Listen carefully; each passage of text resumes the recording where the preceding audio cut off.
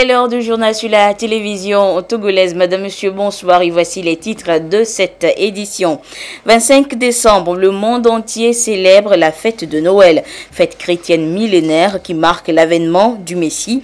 Et de Rome à Lomé, on a célébré Noël de plusieurs façons, aussi bien chez les catholiques que les protestants. À découvrir dans cette édition. Naissance du Christ, mais également occasion d'offrir des cadeaux, surtout aux tout petits. Et pour la fête de Noël, vous allez le voir dans cette édition, personne n'a été négligé ni oublié dans la distribution des cadeaux de cette fête. Et puis l'église Notre-Dame de Fatima de Niamtougou souffle 75 bougies cette année. Un anniversaire célébré dans la ferveur avec la consécration de nouveaux prêtres. Voilà pour les titres. Une fois encore, bonsoir et à toutes et à tous. Joyeux Noël. Aujourd'hui, 25 décembre, un peu partout dans le monde, on célèbre donc Noël, la fête de la Nativité. Et comme il est de coutume, le pape François a prononcé sa bénédiction Urbi et Orbi à la ville et au monde. Devant près de 50 000 fidèles rassemblés place Saint-Pierre au Vatican, le souverain pontife est revenu sur les nombreux conflits qui déchirent la planète et en particulier sur le sort des enfants qui en sont les premières victimes. Développement, environnement, apaisement des conflits. En une dizaine de minutes, le chef de l'Église catholique évoque les grands enjeux de la planète. Le pape François n'hésite pas, il évoque Jérusalem et les tensions autour du statut de la ville sainte.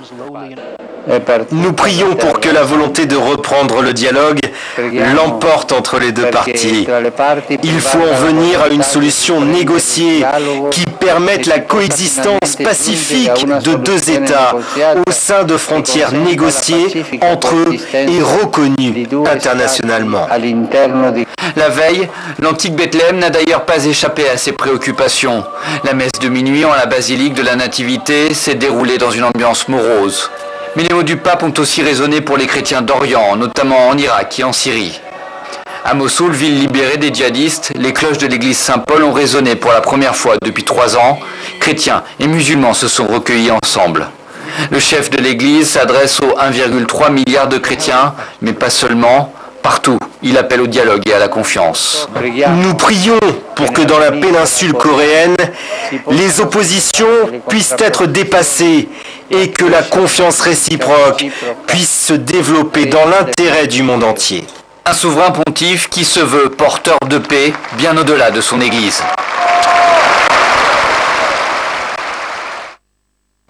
La Nativité représente pour les fidèles chrétiens un moment solennel durant lequel ils se rappellent du mystère de Bethléem pour donner un sens à la vie et ce, à travers le salut accordé à l'humanité tout entière.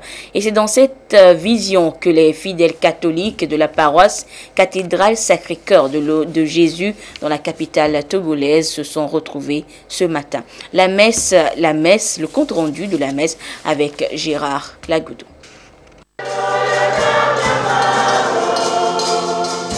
Dieu, dans son inestimable amour, a envoyé son Fils sur la terre pour sauver l'humanité. Jésus-Christ, lumière, amour et paix de Dieu, afin que quiconque croit en lui ne périsse point, mais qu'il ait la vie éternelle, dit l'Évangile. Le 25 décembre, ou plutôt la fête de Noël, représente pour les fidèles chrétiens catholiques un mystère autour duquel doivent se partager les valeurs fondamentales de la vie. Un sauveur nous est né. C'est lui le Messie. C'est lui le Seigneur. Continuons donc d'être tout à la joie de cette merveilleuse nouvelle qui vient raviver le combat indispensable que nous avons à mener pour l'avènement de la civilisation de l'amour vrai. Il est vrai Dieu et vrai homme. Voilà le mystère que nous célébrons. Un enfant fragile nous parle de la fragilité même d'un Dieu d'humilité. Sa seule toute-puissance est l'amour infini.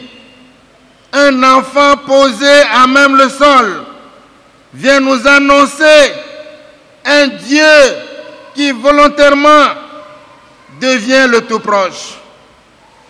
Un Dieu étendu sur la paille vient tendre la main à toutes nos pauvretés et à tous nos manques.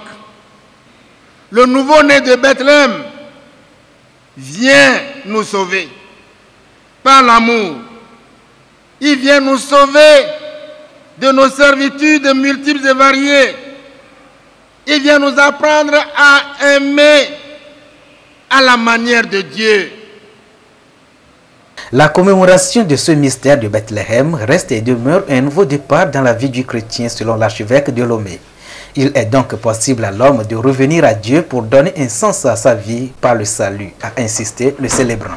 Bien chers frères et sœurs, ouvrons largement les portes de nos cœurs au nouveau-né de Bethléem, qu'ainsi la Vierge Marie, Notre-Dame de la Nativité, vienne l'engendrer dans nos cœurs. Soleil de justice, qui lui plaît d'être aussi le soleil radieux et bienfaisant de nos cœurs et de nos vies d'appelés, d'élus, de consacrés et d'envoyés en mission pour annoncer cette nouvelle. Dieu nous a aimés, Dieu nous aime, Dieu nous aimera toujours. À cause de cela, il s'est fait homme, mais il s'est fait pauvre au milieu de nous pour être accueilli.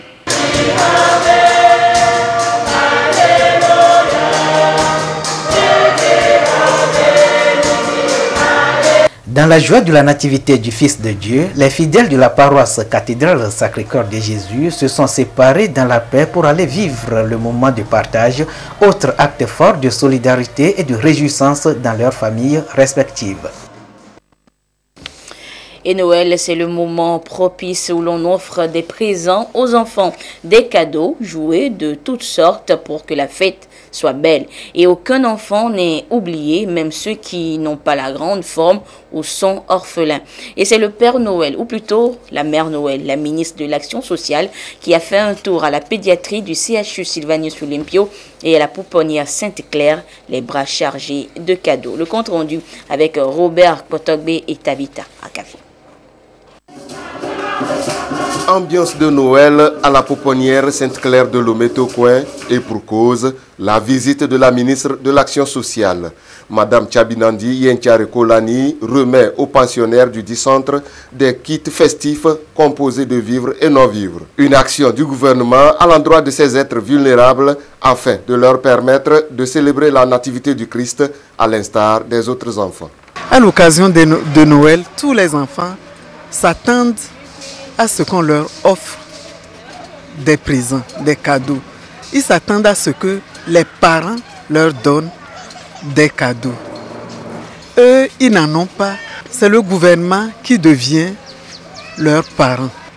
Je suis venu au nom du gouvernement et sous l'impulsion du chef de l'État, son Excellence M. Foreso Zinanya Simbe, pour apporter de la joie au cœur de ces enfants qui n'ont pas de parents. Je suis venu non seulement leur donner la joie, mais leur arracher aussi un sourire. Ce sourire-là qui vient du fond du cœur.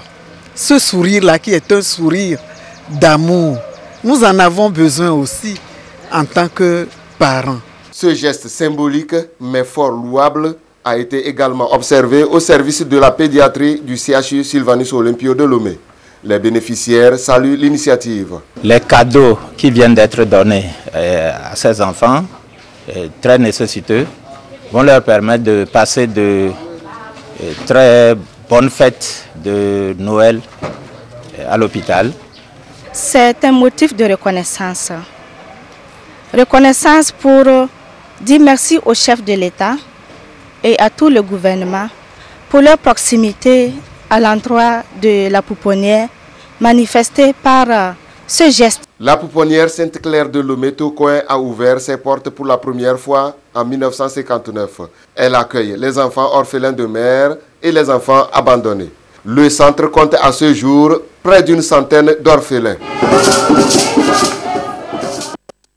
C'était donc un reportage de Robert Kotogbe avec la voix de Ferdinand Diassoa. Et dans le Wawa, la fête de la Nativité a commencé quelques heures plus tôt dans la même ambiance. Des cadeaux offerts aux petits, mais également aux grands, par les cadres de la préfecture, au devant desquels le ministre en charge de l'habitat. Le reportage est signé Robert Kotogbe et Luc Assi.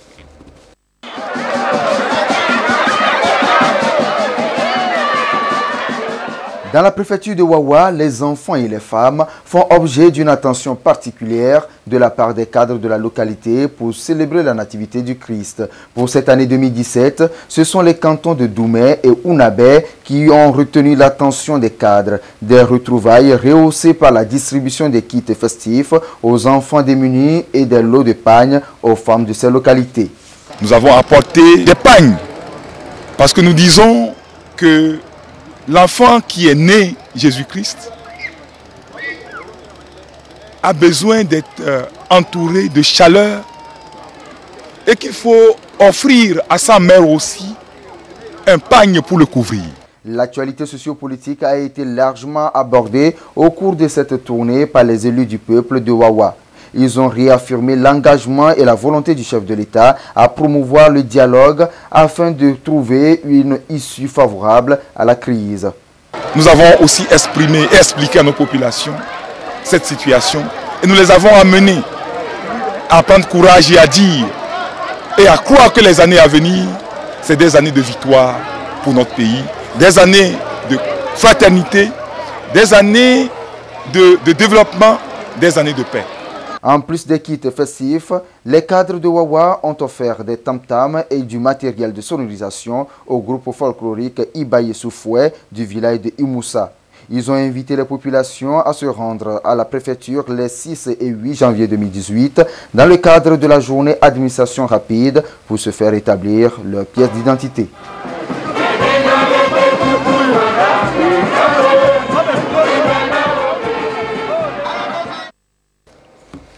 La fête a bien commencé et Noël, c'est donc pour tous les enfants, peu importe leur rang social. Et ceci, les responsables de la société Move Togo l'ont compris. Ils sont allés offrir des cadeaux à une centaine d'élèves orphelins de l'école primaire publique d'Ahepe-Ekwe dans la préfecture de Yoto. Le compte rendu avec Gérard Lagoudou. La société de la téléphonie mobile Atlantique Télécom Move accomplit sa responsabilité sociétale au profit des couches en situation de vulnérabilité. Ici à Ahepe-Ekwe dans la préfecture de Yoto, ils sont nombre de 124 élèves orphelins à recevoir des mains du généreux Père Noël envoyés par Move Togo des kits festifs. Des lots composés de sacs de riz, paquets de spaghettis, sardines et bien d'autres cadeaux. Avec ce cadeau, je peux bien fêter. Je remercie à Move Togo. Avec ce cadeau, je vais bien fêter Noël. C'est un sentiment de joie, puisque ce cadeau va leur permettre aussi de fêter dans leur famille, tout comme ceux-là aussi qui ont leurs parents. C'est un jour qui m'a apporté beaucoup de sourires. Ce volet social de l'entreprise Atlantique Togo Move s'inscrit dans l'exécution du projet WENA qui veut dire c'est grâce à toi. Un vaste programme d'accompagnement socio-économique qui permet aux femmes, surtout aux veuves, de développer leurs activités génératrices de revenus ou d'en créer en vue de jouir d'une autonomie financière. Je suis l'exemple aujourd'hui. Grâce à WENA depuis 2014, j'émerge. Parce que Move a aidé beaucoup de veuves qui veulent sortir de leur pauvreté. Et effectivement, si vous rentrez en contact avec toutes les femmes veuves qui sont en association avec nous, vont crier bravo Move, parce que Move a beaucoup fait. Ce don que nous venons de faire, c'est de pouvoir donner de la joie à ces enfants. Nous ne sommes pas venus avec des fournitures scolaires, mais ça viendra. Pour l'instant, ils n'ont qu'à se réjouir avec ce que nous avons apporté. Le programme WENA a été relancé le 22 juillet dernier à Kara et mis en œuvre dans les localités de Notien, Sokolé et dans la région maritime pour promouvoir l'éducation de la femme, encourager le leadership féminin, intégrer les femmes dans le processus de développement économique et durable et mener des activités de sensibilisation sur la parité genre. Et comme pour permettre aux producteurs de fêter de la meilleure des façons, l'Agence nationale de la sécurité alimentaire du Togo, ANSAT, leur achète leur stock de riz et de maïs. Dans le canton de Larini, dans Tchamba, ce sont 50 tonnes de maïs que les producteurs ont vendues à l'agence. Le compte rendu avec la marque Bojuna. Les producteurs de maïs du canton de Larni, dans la préfecture de Tchamba, après la récolte et le grainage de leurs produits, peuvent se réjouir. L'Agence nationale de sécurité alimentaire du Togo, ANSAT, a choisi leur localité pour le lancement de la campagne d'achat de maïs dans la région centrale. La cérémonie a permis à l'ANSAT d'acheter à ses producteurs 50 tonnes de maïs pour une valeur de 8 millions de francs CFA. L'objectif de l'ANSAT, c'est de constituer son stock de sécurité et en plus de sensibiliser les producteurs à regrouper leur stock et de faire les ventes groupées qui sont plus rémunérateurs que les ventes ordinaires qu'ils font au niveau local. Actuellement, sur l'ensemble du territoire, il y a l'État qui a construit des magasins. Donc nous exhortons les paysans à collecter les stocks et à regrouper ces stocks au niveau des magasins construits par l'État et d'initier la contractualisation avec les opérateurs économiques. Le préfet de Tchamba a remercié l'ANSAT pour le choix de sa préfecture pour le lancement officiel de la campagne d'achat de céréales dans la région centrale. Madame Aïchatou Titikina s'est réjouie de l'appui permanent du pouvoir central au monde rural et a demandé aux producteurs de suivre les conseils des services de l'ANSAT afin de pouvoir vendre leurs excédents. Les acteurs intervenant dans le secteur informel et appartenant aux différentes mutuelles partenaires de la délégation à l'organisation du secteur informel d'Ozi ont été conviés à une formation du côté de Kara. C'était pour renforcer leur capacité en matière d'entrepreneuriat de sorte à pouvoir mobiliser les ressources financières nécessaires pour leurs activités. De Kara, la correspondance de Nestor Moussou. Les membres des mutuelles partenaires de la DOSI, délégation à l'organisation du secteur informel, à l'école des outils de gestion devant accroître leurs initiatives et capacités entrepreneuriales. La formation constitue un volet du PAMOSI, projet d'appui à la mobilisation des ressources et au renforcement des capacités institutionnelles financé par la Banque africaine de développement. Nous avons décelé avec les responsables de ces mutuelles qu'il y a des difficultés. Et ces difficultés freinent l'essor de leur métier et limitent l'expression de leur potentiel dans la création de richesses dans notre pays. Donc avec le projet PAMOSI, nous avons initié cette formation en entrepreneuriat pour corriger ces difficultés-là et permettre aux adhérents des mutuelles que nous accompagnons de pouvoir comprendre l'importance de la fiscalité, de la tenue d'une comptabilité simplifiée, donc la tenue des registres de dépenses et de recettes. Donc l'autre objectif également, c'est de permettre à tous les adhérents des mutuelles que nous accompagnons de pouvoir être formés dans ce sens.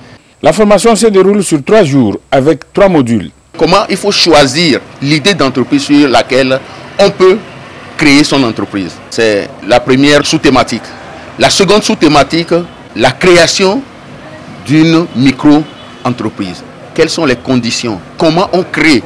Nous allons essayer de parler de la gestion d'entreprise. On va faire ensemble une étude de cas sur ce qu'on appelle la fiscalité.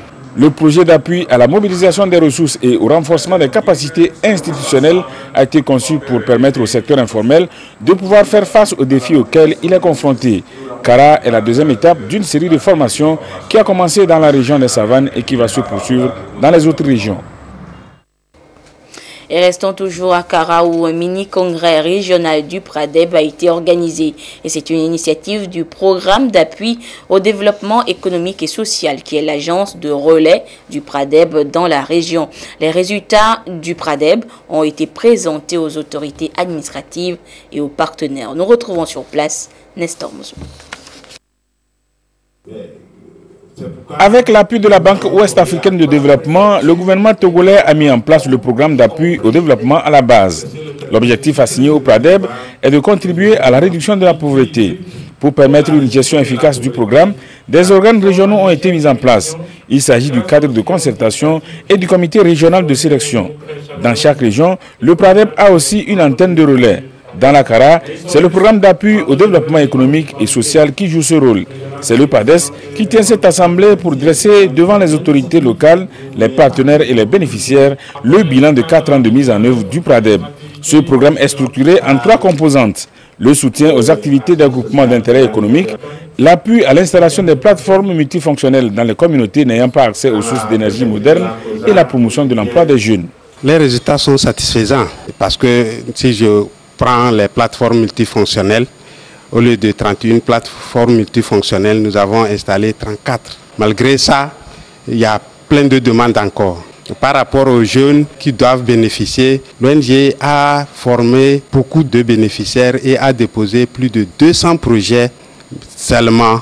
À un moment donné, il y a des problèmes de remboursement. Donc, ce qui fait qu'en réalité, aujourd'hui, nous sommes à près de 130 jeunes financés qui ont créé leur entreprise. Parmi eux, beaucoup d'entreprises marchent très bien. Par rapport au groupement, au lieu de 78, nous avons 38 groupements qui sont financés et qui marchent bien.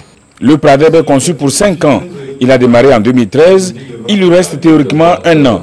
Selon les responsables du programme dans la Kara, pour le reste du temps, l'accent sera mis sur la promotion de l'emploi des jeunes et le soutien aux activités des groupements d'intérêt économique si les problèmes de remboursement venaient à trouver une solution. Dans l'actualité, en bref, au Libéria, les populations marquent une pause dans le processus électoral pour célébrer ce lundi Noël, avant de retourner aux urnes demain 26 décembre. Ils seront plus de 2 millions à voter pour départager 2 candidats lors du second tour de la présidentielle. L'ex-footballeur Georges Weah était arrivé premier lors du premier tour devant Joseph Boakai, vice-président sortant. 2 candidats que tout oppose se disputent la présidence libérienne. Et puis il y a 1 an, le président nigérian annonçait que Boko Haram était techniquement défait. Mais la réalité est nettement plus nuancée. Le groupe terroriste représente toujours une menace non seulement pour le Nigeria, mais aussi pour les pays voisins. Les attentats suicides sont toujours fréquents qu'il y a 1 an. Et depuis quelque temps, les embuscades se multiplient le long de la frontière avec le Cameroun. Un constat qui ne rassure toujours pas les populations. Retour en page nationale où la Banque d'investissement et de développement de la communauté économique des États de l'Afrique de l'Ouest, BIDC, a tenu la semaine dernière à son siège à Lomé la 56e réunion de son conseil d'administration. Et cette réunion a permis d'approuver ou de valider le budget 2018 de l'institution et des financements de projets dans l'espace CEDEAO. Voyons tout cela avec Carmen Madji Akakpo. La Banque d'investissement et de développement de la communauté économique des États de l'Afrique de l'Ouest, BIDC, se porte bien selon son président Bachir Maman Ifo. La preuve, en 2018, la banque continuera par financer des projets de développement dans les différents États membres pour efficacement mettre en œuvre son plan stratégique à 2016-2020. The board approved the 2018 budget for the bank. Le Conseil a approuvé le budget de 2018 pour la banque et également approuvé 2 projets, notamment le projet de financement partiel d'acquisition et d'installation d'une minoterie au Libéria, à Monrovia, pour un montant de 5 millions de dollars, et également un projet d'équipement de réhabilitation des formations sanitaires au Bénin pour un montant de 5 millions de dollars US également. De même, le Conseil s'est réuni et a examiné les rapports des divers comités. The board actually discussed the reports of these committees and took appropriate decisions. Le président de la commission de la CEDEAO, Marcel Alain de Souza, s'est réjoui des efforts que fournit la BIDC pour financer les projets de la région en vue d'améliorer les conditions de vie des populations de l'espace communautaire et promouvoir l'inclusion des États membres et l'intégration régionale. C'est un travail de bonne facture qui a été fait. Nous avons revu les conditions de travail du personnel dans toutes les catégories, améliorer les conditions de travail et être plus exigeant dans l'efficience de la banque. On a examiné les projets, on a eu à voir les accords de prêt. Il y a 3 accords pour lesquels il y a des remboursements par anticipation. Nous avons demandé qu'on ne puisse pas prendre de pénalité. Et 3 accords pour lesquels on a réexaminé comment proroger ces prêts pour rendre les projets réalisables. Les participants à cette 56e réunion du conseil d'administration de la BIDC ont noté avec satisfaction l'avancée de l'activité économique avec une croissance globale de 3,6% en 2017 et 3,7% en 2018. Au nombre des réalisations de la banque, on peut citer entre autres son statut d'actionnaire fondateur de EcoBank Transnational Incorporated et d'Sky Airlines. Et je vous l'annonçais en titre, la paroisse Notre-Dame de Fatima de Niamtougou a 75 ans d'existence. L'événement n'est pas passé inaperçu. Une messe a été dite pour célébrer ce jubilé d'Albâtre, une messe au cours de laquelle de nouveaux diacres et prêtres ont été consacrés. Le compte rendu avec Nestor Mozo.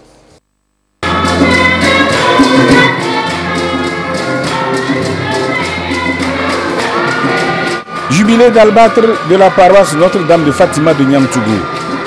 Il y a 75 ans, naissait cette paroisse afin que le peuple Naouda puisse rendre gloire à Dieu.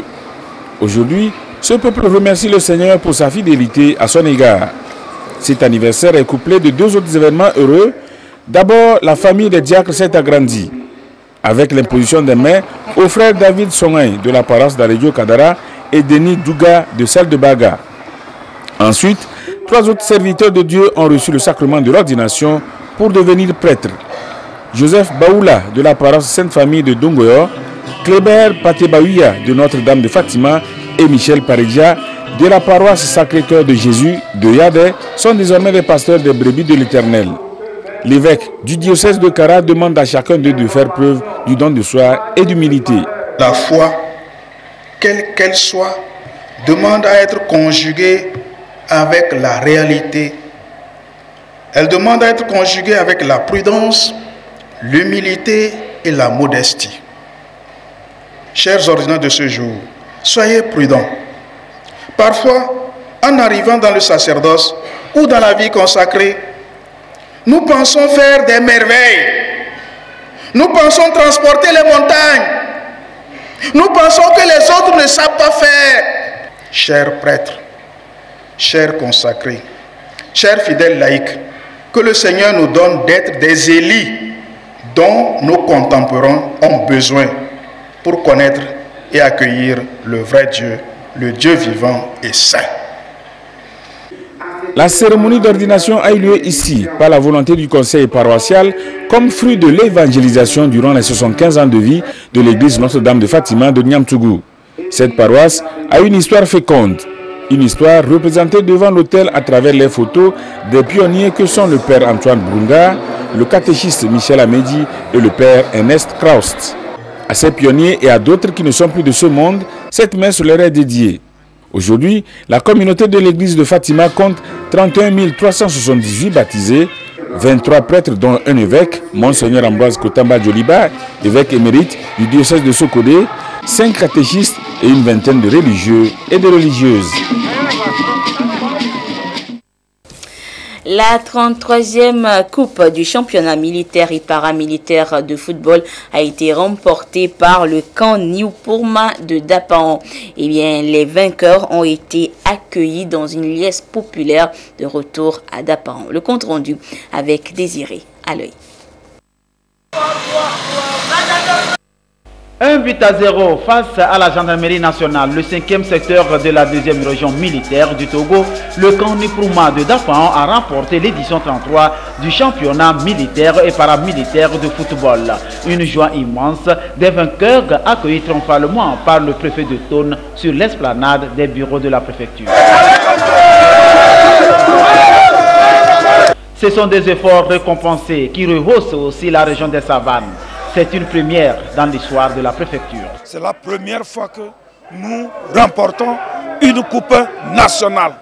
Et je crois que l'exemple est donné à Fodan de Dapon. Je vais mettre à contribution l'entraîneur que voici et tous les joueurs du camp pour venir appuyer Fodan afin que nous puissions décoller. Je profite de cette occasion pour appeler toute la population de la préfecture de Thone, de la région des Savanes, pour que nous donnions à Fodan les moyens de se maintenir, non seulement se maintenir en première division, mais occuper une place pour disputer une coupe continentale.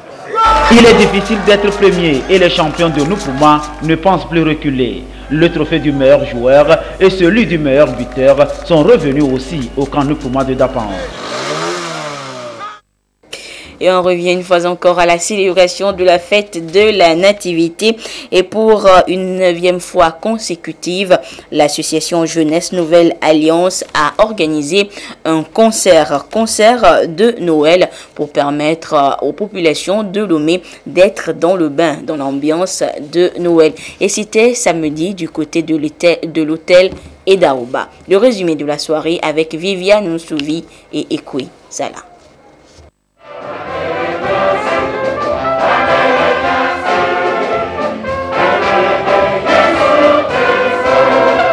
Ils sont venus de divers horizons pour unir leurs voix et chanter pour remercier le Seigneur en cette fin d'année. Un concert de chant choral, classique et variété, initié par l'association Jeunesse Nouvelle Alliance pour célébrer en communion la fête de Noël.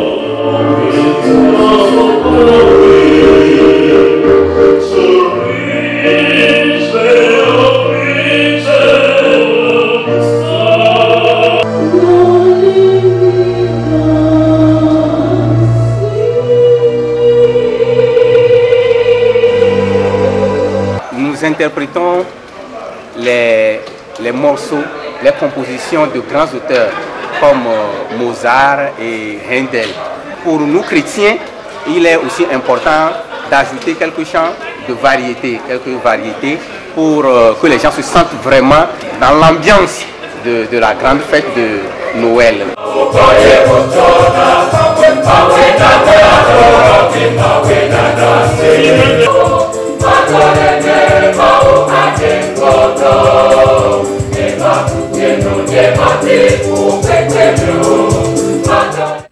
Ce spectacle annuel est salué par l'assistance. Il constitue également une opportunité pour venir en aide aux couches les plus démunies. Nous venons d'assister à un concert d'un groupe de jeunes qui sont volontaires et qui se sont retrouvés d'abord dans la foi chrétienne et parce qu'ils sont animés par la charité, ils se sont retrouvés dans un groupe dénommé la Jeunesse Nouvelle Alliance et ils chantent ensemble. Et le produit de leurs chansons, ils les dirigent vers les prisons pour aider ceux qui sont là-bas, privés de liberté, vers les hôpitaux pour aider ceux qui sont en souffrance là-bas et en direction des orphelins. Ils ont été sublimes, ils chantaient bien, ils nous ont réjouis. Franchement, nous venons de vivre une soirée merveilleuse. Je suis satisfaite de la soirée. L'association Jeunesse Nouvelle Alliance rassemble chaque année, et ce depuis 2008, les chorales afin de travailler en synergie avec elles pour l'œuvre de Dieu.